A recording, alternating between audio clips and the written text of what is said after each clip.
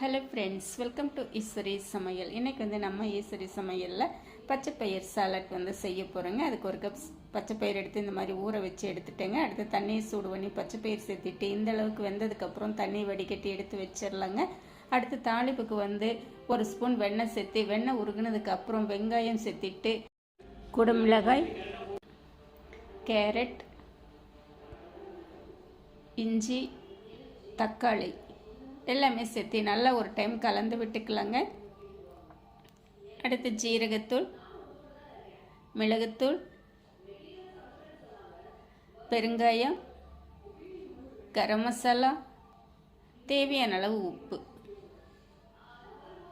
அடுத்து பச்சை பயிர் சேர்த்திக்கலாங்க. சேர்த்திட்டு நல்லா கலந்து விட்டுக்கலாம்.